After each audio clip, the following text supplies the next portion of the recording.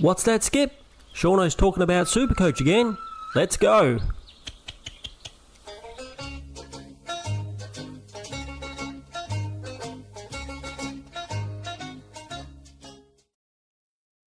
G'day everybody, it's Shauno again, and I'm back with some more Supercoach content. Today we're going to be doing our round 12 trades and captains videos, and yes, as you can see from the thumbnail, the buys are here, so we're going to be talking a little bit about buy strategy and what I'm going to be doing and what's best for you guys out in the community to do over these buy rounds, and who's the best trade ins and trade outs and captain options. Before we do that though, please go ahead and subscribe if you haven't already. Yes, hit that sub button. It helps me out a lot. Thank you so much for all the support so far. I really appreciate it.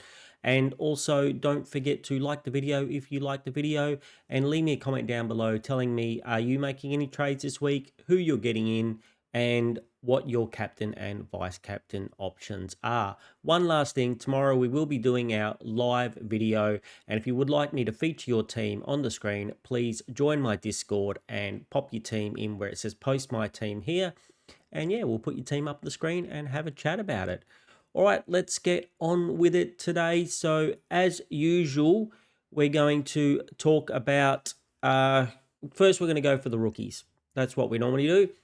And I don't think there's a lot out there, but the options we have look pretty reasonable. So here we've gone by the old break even and less than 3 games. So you got Jack Ison from Carlton.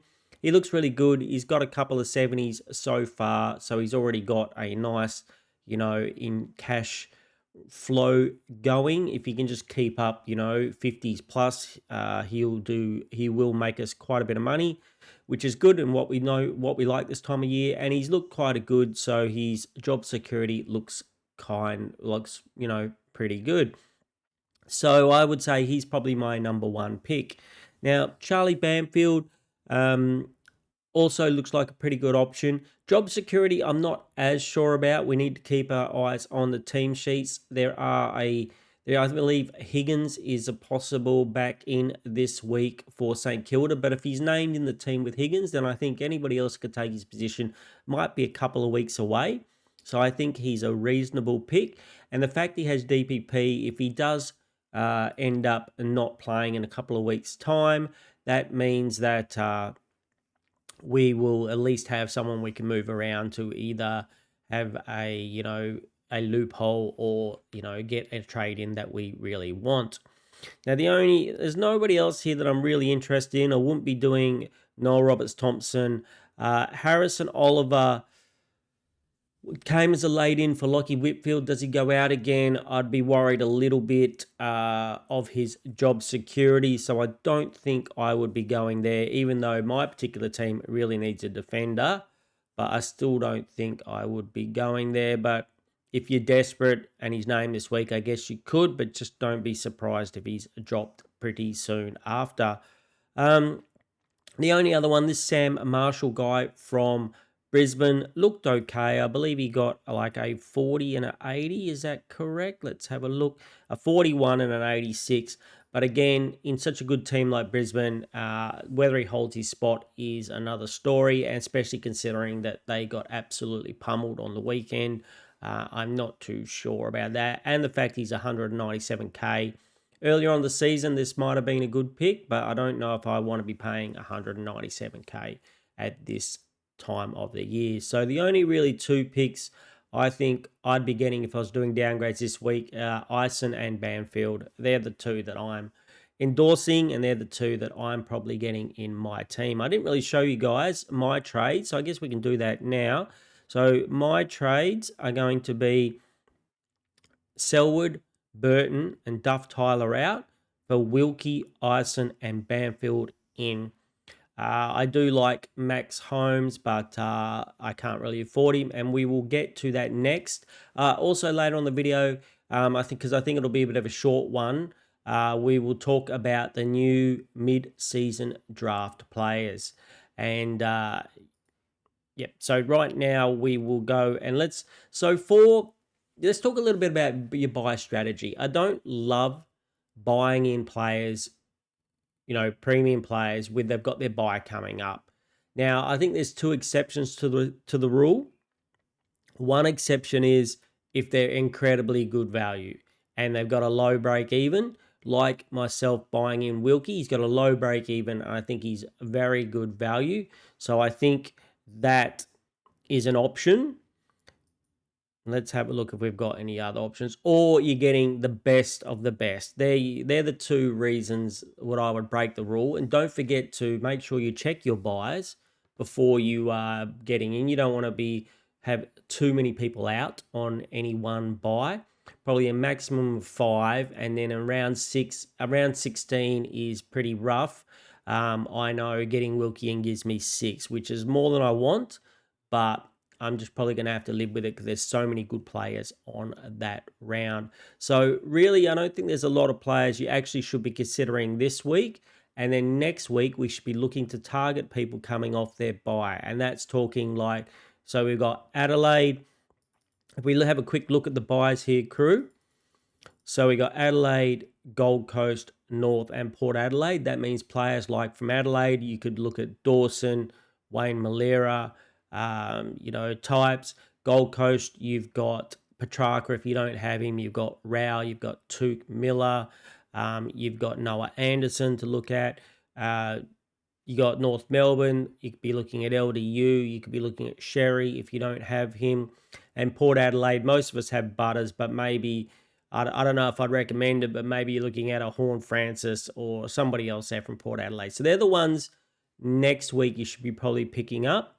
I guess the GWS and Tigers only have two teams out on that round, so you could consider them, but I'd still prefer if you would wait.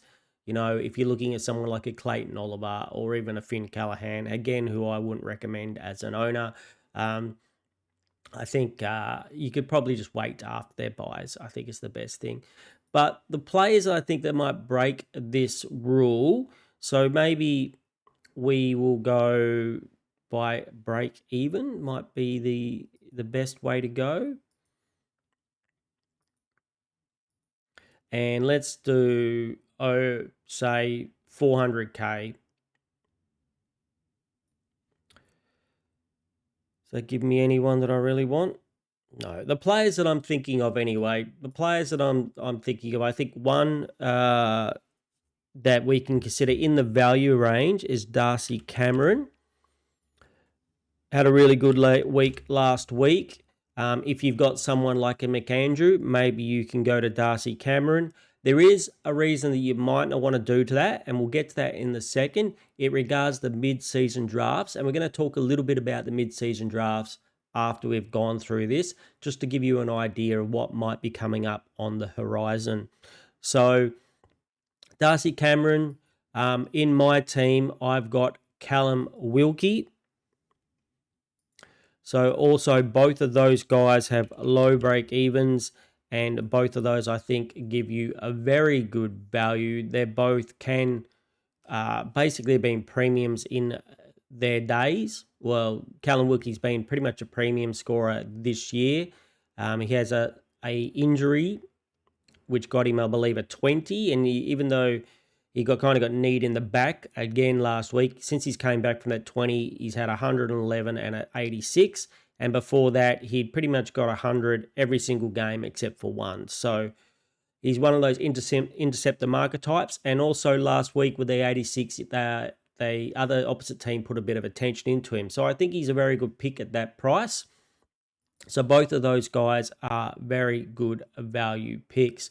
And I can understand, even though they've got buys coming up, that you could be going them. Now, also, I think there probably are other value picks out there, which I'm not thinking of, but they're the two that I think really have got my attention.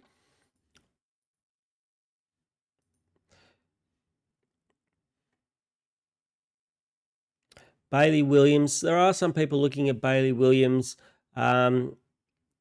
He's had a couple of really good weeks. As an Eagles supporter, I'm very good to see him, pretty much having his breakout year. I think the new rules suit him a lot. Whether he's going to be able to keep up these two huge scores that he's had in the last couple of weeks, I don't know. I still got a feeling when he comes up against the big boys of the league, they're going to monster him a little bit when he finds himself against a Sherry or a Gorn or a or a Grundy, that he's not going to get a decent score. I'd just be very wary that there could always be a 60 or a 70 around the corner. But as he's put out the last couple of weeks, he's shown that he can go pretty big. Also, we didn't talk about Wade Dirksen. Could you go late onto him? I guess you probably could, but be very wary that job security could be an issue with Wiedering coming back. So I'd probably, if you're desperate for a defender, I think it's a bit rough this week. He could be the best of a bad bunch, but if he holds his position with Wiedering in the team, then maybe they move him up forward. He might not score as well, but he might still get you out a bit of a trouble if you desperately need a defender. Myself, even though I do need a defender, I'm going to hold off and hope that one of these mid-season guys is a defender and I can pick him up in a couple of weeks. So there doesn't look like there's much on the horizon for the week after either. Maybe this Tommy A, as we're going to say. We're going to call him Tommy A here. Maybe after his bye, he could be a pick for us. So keep that one in mind for next week. But with scores of 44 and 37, not exactly lighting the world on fire. I'm trying to think if there are any other value picks out there, crew. Let's actually have a look at the most traded in.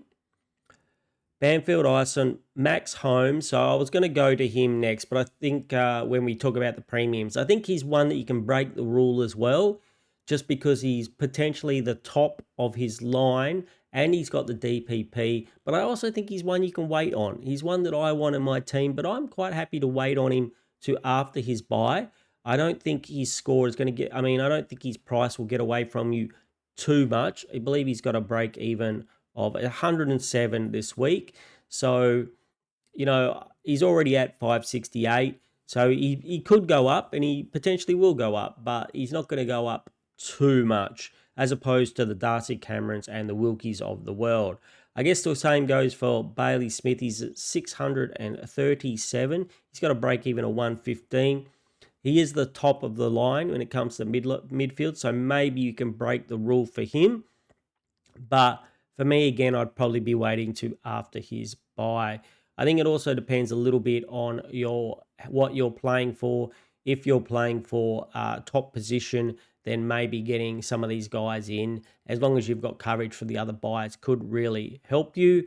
If you already got, an overall ranking that's blown out, then maybe it doesn't matter. Or for me, if you're playing for your leagues, maybe getting in one of these really good players that your opponent doesn't have could help you win that particular round. So I think it depends a little bit on your position.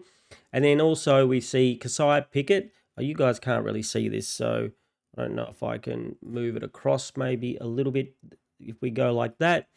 So as you can see, Banfield Ison, Max Holmes, Bailey Williams, Darcy Cameron, Callum Wilkie, Bailey Smith, Kasai Pickett. What's his break even's 120. I would not be getting him in this week. I'd be waiting to after his bye. He could potentially come down and be even lower. You could get him for close to under 450. So I don't really understand there's no real logic for getting him in this week.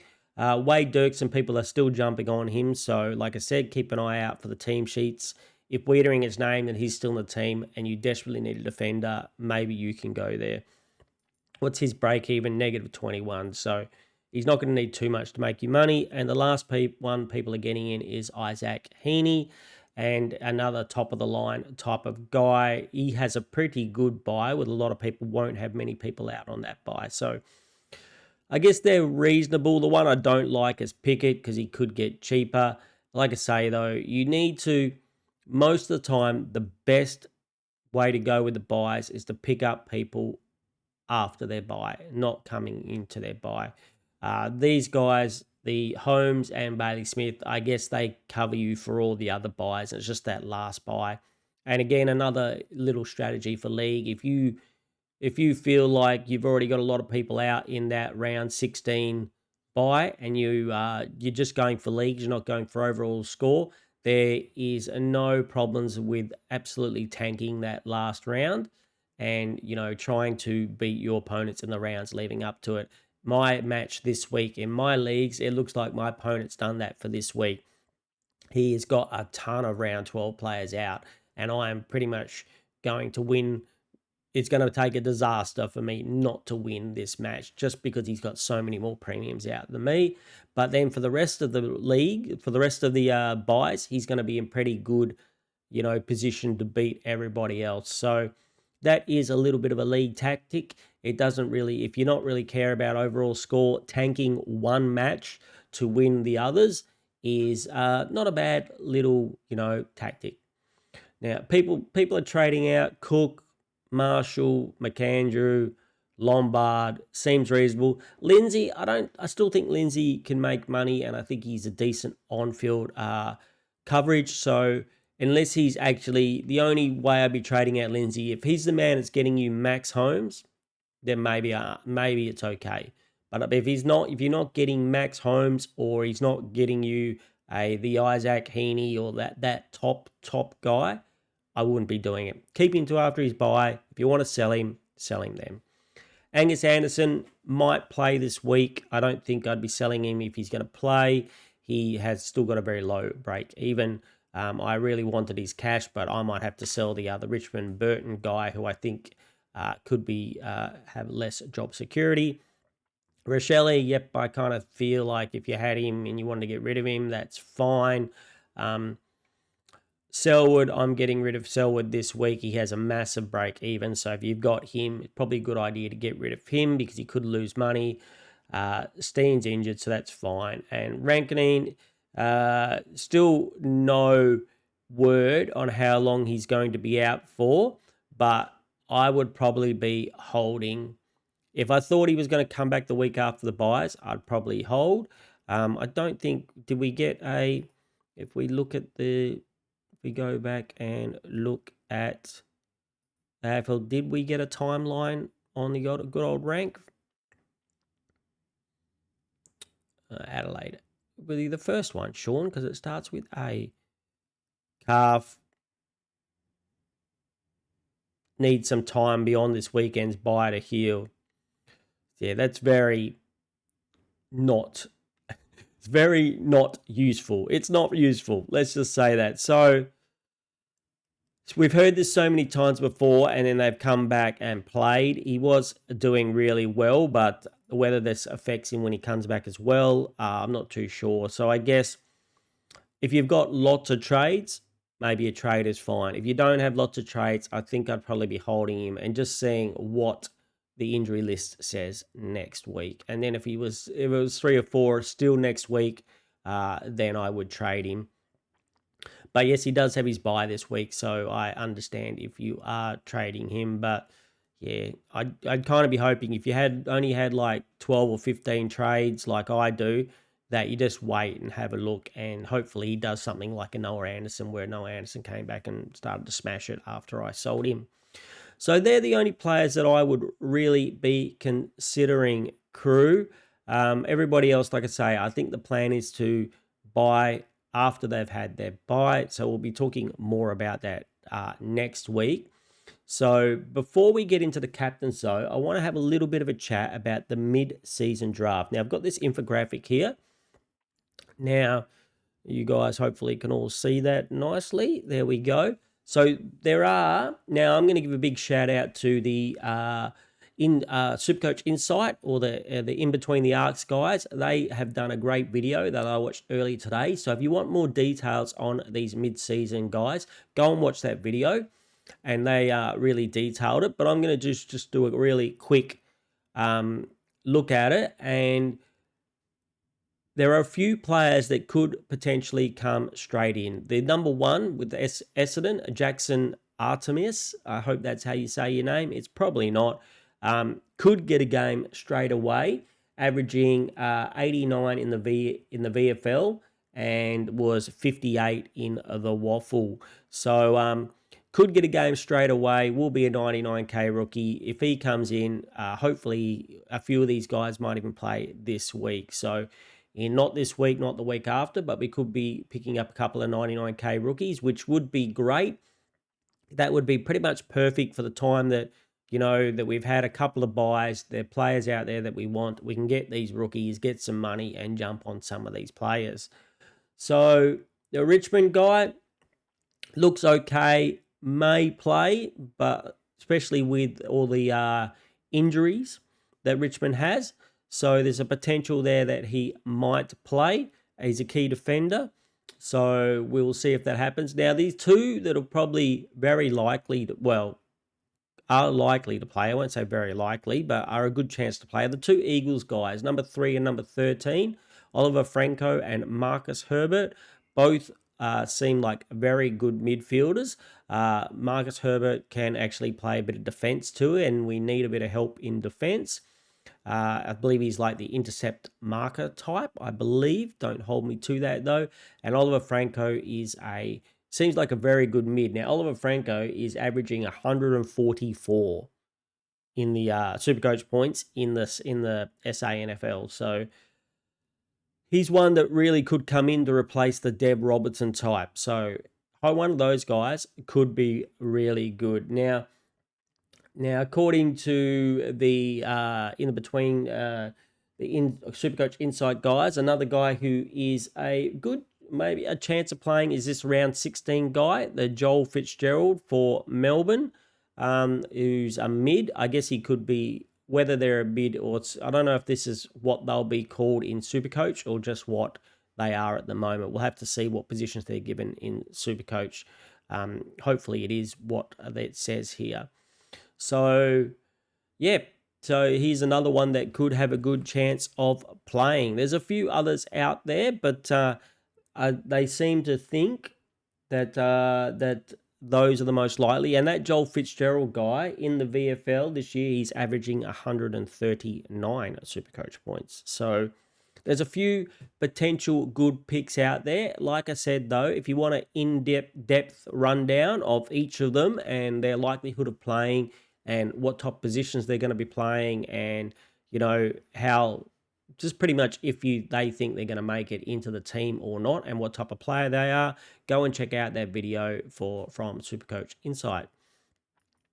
Okay, so let's get into the captains and vice captains for the community. Once again, there are my trades. And so captains and vice captain options. So I'm thinking first game is St Kilda and Hawthorn. I don't know if I'll be picking anybody in this game. The next game is Carlton and Geelong. So definitely Bailey Smith, if you have him, is a vice captain option, and maybe even Holmes is also a vice captain option if you get your if you got a new shiny toy and Holmes in your team this week. Maybe you have a sneaky vice captain option on him. Now, the match after that is Sydney versus Richmond, and both, I believe, Grundy and Heaney are both very good options. A lot of people are saying they think Heaney is better than Grundy. I think they're both very good myself. I don't have Heaney, so I'll be going Grundy. I would think they're probably two of your best picks. If I were, if you don't have a Bailey Smith, but you got one of those couple of guys, I'd be probably picking one of those guys. And if I had Bailey Smith, I might even go Bailey Smith into a Grundy or a Heaney. Then the next game is Brisbane versus Freo. Maybe a Luke Jackson is an option. The rucks at Brisbane, they're reasonable. They do hold, the Draper double team combo. Draper and Fort can hold back rucks a little bit. So I think he'll still do okay, but he might not get the big score that you want. It might be this 120 mark, but I think he's an okay option. I don't think I'll be picking anybody else in that game.